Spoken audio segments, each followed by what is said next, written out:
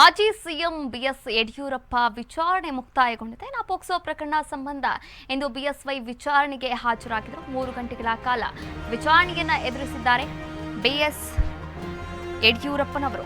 ಮಾಜಿ ಸಿಎಂ ಯಡಿಯೂರಪ್ಪ ವಿಚಾರಣೆ ಮುಕ್ತಾಯವಾಗಿದೆ. ಪೋಕ್ಸೋ ಪ್ರಕರಣ ಸಂಬಂಧ ನಡೆದಂತಹ ವಿಚಾರಣೆ ಇದಾಗಿತ್ತು. 3 ಗಂಟೆಗಳ ಕಾಲ ವಿಚಾರಣೆಯನ್ನ ಎದುರಿಸಿದ್ದಾರೆ ಮಾಜಿ ಸಿಎಂ ಬಿಎಸ್ ಯಡಿಯೂರಪ್ಪ. ಇನ್ನು ಬೆಂಗಳೂರಿನ ಸಿಐಡಿ ಕಚೇರಿಯಲ್ಲಿ ಈ ಒಂದು ವಿಚಾರಣೆಯನ್ನ ನಡೆಸಲಾಯಿತು.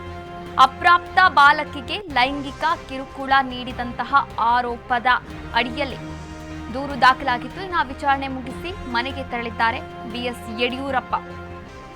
ಪೋಕ್ಸೋ ಪ್ರಕರಣ ಸಂಬಂಧ ಮಾಜಿ ಮುಖ್ಯಮಂತ್ರಿ ಬಿಎಸ್ ಯಡಿಯೂರಪ್ಪ ಅವರು ಇಂದು ಸಿಐಡಿ ಪೊಲೀಸರ ಎದುರು ವಿಚಾರಣೆಗೆ ಹಾಜರಾಗಿದ್ದರು.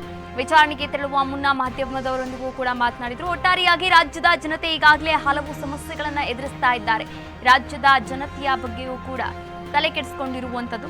ಇನ್ನು ಬೆಲೆ ಏರಿಕೆಯ ಒಂದು ಸಂಕಷ್ಟಕ್ಕೆ ಸಿಲುಕಿದ್ದಾರೆ ಅಂತ ಕೂಡ ಹೇಳಿರುವಂಥದ್ದು. ಒಟ್ಟಾರೆಯಾಗಿ ಇನ್ನು ಲೈಂಗಿಕ ಕಿರುಕುಳ ನೀಡಿದ್ದಾರೆ ಎನ್ನುವ ಆರೋಪ ಕೇಳಿ ಬಂದಿತ್ತು. ಈ ಒಂದು ದೂರನ್ನ ನೀಡಿದ ಹಿನ್ನೆಲೆಯಲ್ಲಿ ಪೊಲೀಸರು ಕೂಡ ಪೋಕ್ಸೋ ಕಾಯ್ದೆಯಡಿ ಪ್ರಕರಣವನ್ನ ದಾಖಲಿಸಿಕೊಂಡಿದ್ರು. ಬಳಿಕ ರಾಜ್ಯ ಸರ್ಕಾರವು ಪ್ರಕರಣದ ತನಿಖೆಯನ್ನ ಸಿಐಡಿಗೆ ವಹಿಸಿತು.